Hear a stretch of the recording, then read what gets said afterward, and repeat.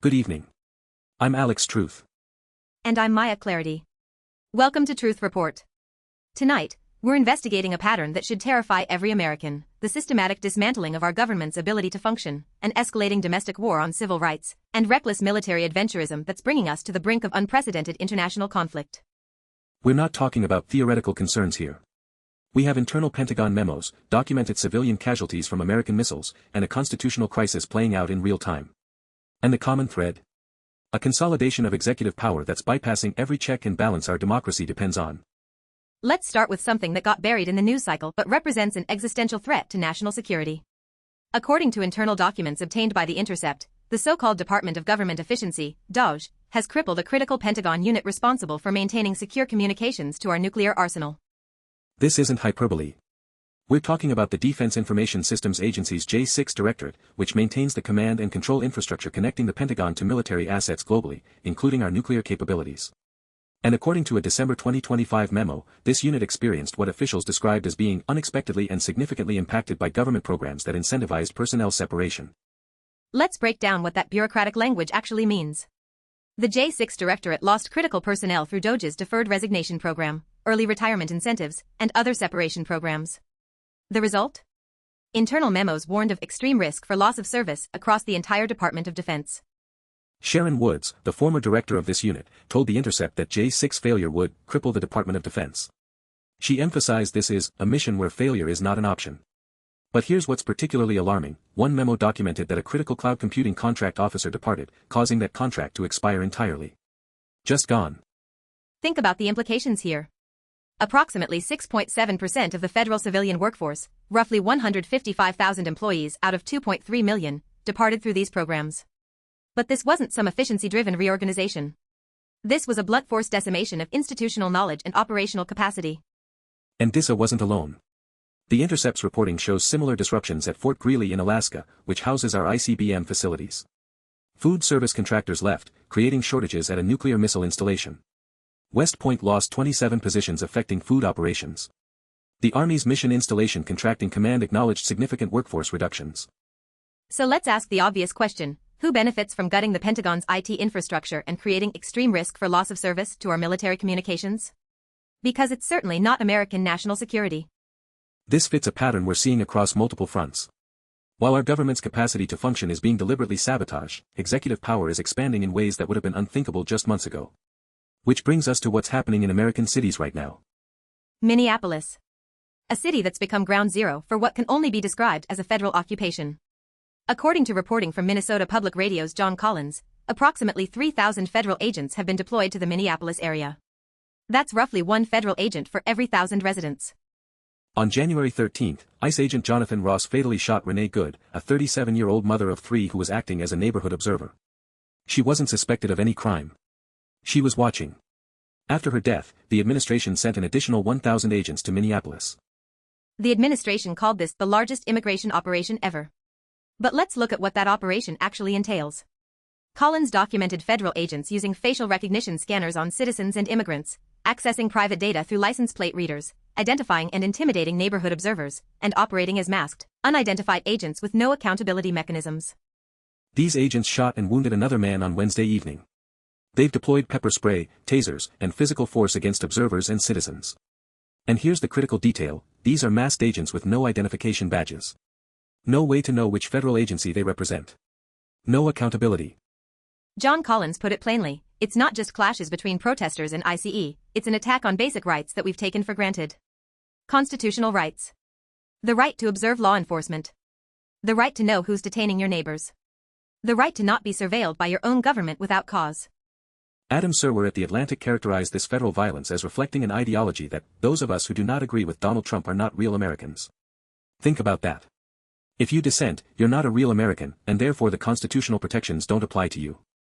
Representative Delia Ramirez has introduced the DHS Use of Force Oversight Act, which would require mandatory use of force policies emphasizing de-escalation, review committees for agent training, semi-annual transparency reports, and prohibition of chokeholds. These are bare minimum standards that apply to every other law enforcement agency in America. But Ramirez went further. She characterized DHS as the biggest organization of terror in this moment. That's not activist rhetoric. That's a sitting member of Congress describing a federal agency. And the community response validates that assessment. 10,000 people attended a vigil for Renee Good. 20,000 protesters demonstrated. These aren't radicals, Collins describes normie residents, people who've never been politically active, mobilizing to protect their neighbors.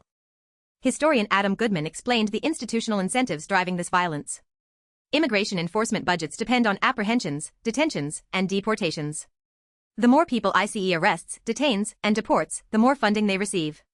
They have a financial incentive to maximize arrests, regardless of whether those arrests serve any legitimate law enforcement purpose. So you have an agency with institutional incentives to maximize arrests, operating without meaningful oversight, using military-grade surveillance technology, and now they've killed a mother of 3 who was watching them work. And the response from the administration was to send more agents. But while this domestic assault on civil liberties escalates, the administration is also conducting military operations abroad that are not only unauthorized by Congress but are directly killing civilians. Let's talk about Venezuela. On January 3, 2026, a U.S. military strike in Cadiz La Mar, Venezuela, killed Rosa Gonzalez, a 79-year-old resident of a 3-story apartment complex.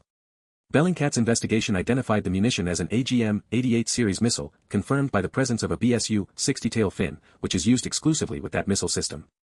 The AGM-88 is an American air-to-surface missile designed to target radar-emitting systems like air defense equipment. According to Bellingcat's geolocation analysis, there were Buk M2E launchers stored approximately 500 meters from the residential building at a nearby military facility.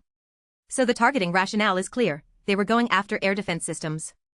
But here's what makes this a war crime: those missiles hit a residential apartment complex.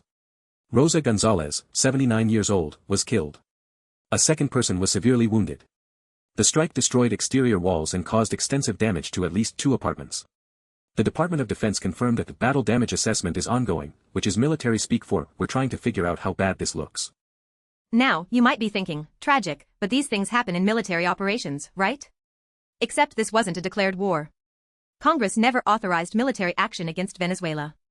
So when Senator Tim Kaine and Senator Rand Paul introduced a war powers resolution to block further military actions against Venezuela, you'd expect it to pass easily, right? It failed. Vice President J.D. Vance cast the tie-breaking vote after Republican leaders used parliamentary maneuvering to avoid a full vote on the measure itself. But here's where it gets interesting: 2 Republican senators who voted to advance the resolution last week completely reversed their positions. Senator Josh Hawley of Missouri and Senator Todd Young of Indiana both flip-flopped. Hawley claimed he received assurances from Secretary of State Marco Rubio that the administration will not put ground troops in Venezuela. But note what that promise doesn't include: airstrikes, naval blockades, missile strikes on residential buildings. Trump's pressure campaign was extraordinary. He called for the senators' political defeat, declaring they should never be elected to office again. He repeatedly attacked Rand Paul, calling him a stone-cold loser.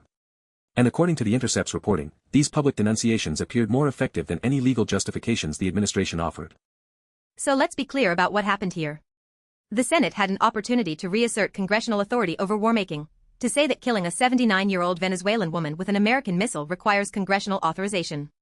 And they failed, not because of the legal arguments, but because senators were afraid of Trump's tweets. Senator James Risch of Idaho even raised a point of order claiming the resolution lacked privileged status because hostilities weren't ongoing. This is while the U.S. Navy maintains a presence in the Caribbean and while Bellingcat is photographing American missile fragments inside Venezuelan apartment buildings. But the military adventurism doesn't stop with Venezuela. Let's talk about Greenland, because what's happening there represents a direct threat to NATO and the entire post-World War II international order. Trump stated, quote, "One way or the other, we're going to have Greenland." He claimed Greenland's defense consists of 2 dog sleds, though he acknowledged, "We have bases on Greenland. We can put a lot of soldiers there right now if I want." That's not diplomatic maneuvering. That's a threat of military invasion. Here's what makes this constitutionally and internationally unprecedented: Greenland is part of Denmark. Denmark is a NATO ally. Under Article 5 of NATO's treaty, an attack on one member nation obligates all other members to provide military assistance.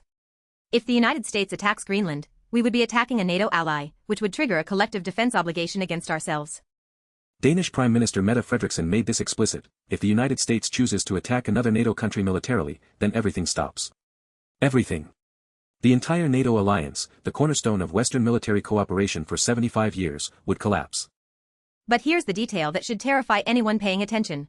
Under a 1952 royal decree, Danish forces have a legal obligation to defend Danish territory during armed attacks. A Danish Defense Command spokesperson confirmed forces can act to defend the Danish kingdom in situations where Danish territory are attacked, even if circumstances make it impossible to await further political or military instruction. So if Trump follows through on his threat to take Greenland one way or the other, Danish forces are legally mandated to fire back. We would be at war with Denmark, a NATO ally, a democratic nation that's been our partner for 3/4 of a century. And for what? A 2025 survey found 85% of Greenland's 57,000 residents oppose U.S. annexation. This isn't some oppressed population yearning for American liberation. This is a territory that doesn't want to be part of the United States, whose parent nation is obligated to defend it, and whose conquest would destroy the most successful military alliance in human history. Let's connect these threads, because this isn't a collection of unrelated stories. This is a systematic pattern. DOGE guts the Pentagon's IT infrastructure, creating extreme risk to military communications while the administration conducts unauthorized military strikes abroad and threatens to invade NATO allies. Domestically, approximately 155,000 federal employees are pushed out, hollowing out institutional knowledge and operational capacity, while 3,000 federal agents occupy Minneapolis with facial recognition technology, military-grade surveillance, and no accountability. Congress attempts to reassert constitutional war powers, and senators are bullied into abandoning their positions, not through legal arguments but through threats to their political careers. An ICE agent kills a mother of 3 who was exercising her constitutional right to observe law enforcement, and the response is to send more agents. Here's the pattern: every Democratic check on executive power is being systematically dismantled. Congressional war powers? Ignored. Federal workforce institutional knowledge? Purged. Constitutional rights to observe law enforcement? Met with lethal force. NATO treaty obligations? Threatened openly. And who benefits? Because it's certainly not the 79-year-old Venezuelan woman killed by an American missile. It's not Rosa Gonzalez. It's not Renee Good. It's not the ICBM facility at Fort Greely operating with inadequate staffing. It's not the Pentagon personnel warning of extreme risk for loss of service. What we're witnessing is the consolidation of executive power beyond any constitutional constraint, combined with the deliberate sabotage of the institutional capacity needed to resist that consolidation. You can't have effective congressional oversight without the federal workforce to provide information and expertise. You can't have democratic accountability when federal agents operate masked and unidentified. Representative Ramirez's DHS Use of Force Oversight Act represents the bare minimum: de-escalation policies, training review, transparency reports, chokehold prohibition. These are standards we demand from every other law enforcement agency. But they're being framed as radical proposals because we've normalized federal agents killing observers with impunity. The historical parallel is instructive. Adam Goodman traced immigration enforcement budgets to the late 1970s, when what he calls the age of mass expulsion began, with approximately 900,000 annual apprehensions and deportations. DHS was created after September 11th, pulling together 22 agencies under one umbrella. But there's a long history of documented abuses, beatings, family separation, sexual assault, shootings. The difference now is scale and impunity. We've gone from 900,000 annual enforcement actions to the largest immigration operation ever, conducted by masked agents with no identification, using technology that would have been unthinkable decades ago, operating in cities with 1 agent per 1,000 residents. And when communities resist, when they exercise their constitutional rights to observe and document law enforcement, they're killed. 10,000 people attended Renee Good's vigil. 20,000 protested. These are the numbers you see when a community recognizes they're under occupation. Meanwhile, the Venezuela vote showed that even bipartisan congressional efforts to limit executive war-making power can be defeated through personal political threats. Hawley and Young didn't change their votes because they were convinced by legal arguments. They changed their votes because they were afraid. And the Greenland threats make clear that international law, treaty obligations, and alliance commitments mean nothing when weighed against expansionist ambitions. Trump's statement that one way or the other, we're going to have Greenland isn't diplomacy. It's an ultimatum backed by the threat of military force against an ally. Sharon Woods' warning about the J6 Directorate is worth repeating. This is a mission where failure is not an option. But failure is exactly what DOGE has engineered. When critical contract officers depart and contracts expire, when internal memos warn of extreme risk for loss of service, that's not efficiency. That's sabotage. So here's the question every American needs to ask: what kind of government guts its own military communications infrastructure while conducting unauthorized strikes abroad? What kind of government deploys 3,000 agents to occupy a city and kills observers? What kind of government threatens to invade its own allies? The answer is a government that no longer views democratic constraints as legitimate. The pattern is clear: dismantle institutional capacity, eliminate oversight, normalize violence against dissent, expand executive war-making power, and threaten anyone who resists.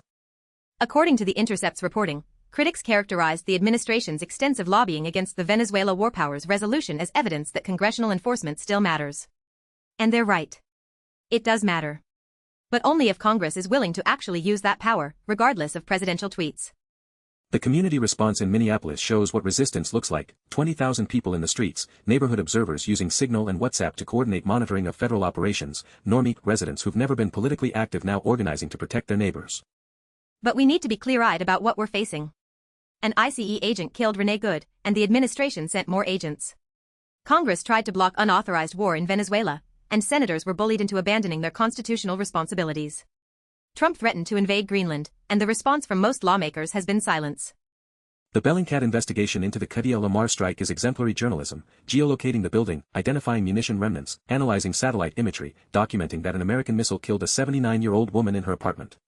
That's accountability through journalism because the institutional mechanisms for accountability have failed. Similarly, The Intercept's reporting on DISA relied on internal Pentagon memos that officials were clearly trying to keep quiet. Without that journalism, Americans would have no idea that our nuclear command and control infrastructure is facing extreme risk for loss of service. John Collins's reporting from Minneapolis is documenting in real time what a federal occupation looks like: facial recognition, license plate readers, masked agents, targeted intimidation, and lethal force against observers. That documentation is critical because when this chapter of history is written, we'll need the evidence. But documentation isn't enough. Renee Good is documented. Rosa Gonzalez is documented. The DISA memos are documented. The Senate vote is documented. And yet the pattern continues to escalate. What's needed is political will. Congress has war powers, but they mean nothing if senators flip their votes because they're afraid of being called stone-cold losers on social media. Agencies have oversight obligations, but they're meaningless if 155,000 employees are pushed out and critical contracts expire. NATO has treaty obligations, but they only matter if member nations are willing to enforce them when the United States threatens to invade Greenland. Civil rights protections exist on paper, but they're worthless if federal agents can kill observers with impunity. The Danish Prime Minister said that a US attack on Greenland would mean everything stops. And she's right. But everything is already stopping. Democratic norms are stopping. Congressional oversight is stopping. Institutional capacity is stopping. Constitutional protections are stopping. What's not stopping is the consolidation of power. DOJ continues to push out federal workers. ICE continues to occupy Minneapolis. Military strikes continue in Venezuela. Threats against Greenland continue. And the pattern continues: dismantle, occupy, threaten, kill, and dare anyone to stop you. We started this show by saying this pattern should terrify every American. And it should. But terror isn't a strategy. What's needed is clear-eyed recognition of what's happening, documentation of every abuse, and the political will to use every available democratic tool to resist. That means supporting Representative Ramirez's DHS Use of Force Oversight Act. It means demanding that senators stand firm on war powers regardless of presidential pressure. It means insisting on accountability for the killing of Renee Good and Rosa Gonzalez. It means defending federal workers who maintain critical infrastructure. It means showing up like those 20,000 protesters in Minneapolis. It means acting like those normie residents organizing to protect their neighbors. It means doing journalism like John Collins and Bellingcat and The Intercept, documenting every abuse with evidence that can't be denied. Because the alternative is accepting that executive power has no limits, that constitutional rights apply only to those who agree with the president, that the United States can kill civilians abroad without congressional authorization, that NATO allies can be threatened with invasion, and that federal workers who maintain our nuclear infrastructure are expendable. Rosa Gonzalez was 79 years old. She was in her apartment. An American missile killed her. Congress had the chance to say that requires authorization, and they failed. That failure has a name: it's the death of congressional war powers. And it happened because senators were more afraid of Trump than they were committed to the Constitution. Renee Good was 37 years old. She was a mother of 3. She was watching federal agents work in her neighborhood. An ICE agent killed her. The response was to send more agents. That's not law enforcement. That's occupation. And it's happening in America right now. The J6 Directorate maintains communications to our nuclear arsenal. DOJ pushed out critical personnel. Contracts expired. Internal memos warned of extreme risk for loss of service. That risk exists right now, today, while you're watching this broadcast. And most Americans have no idea. This is Truth Report. Our job is to make sure you know. Rosa Gonzalez. Renee Good. The DISA memos. The Senate vote. The Greenland threats. The pattern. Now you know. The question is, what are you going to do about it? Thank you for watching. Stay informed. Stay engaged. And demand accountability. Good night.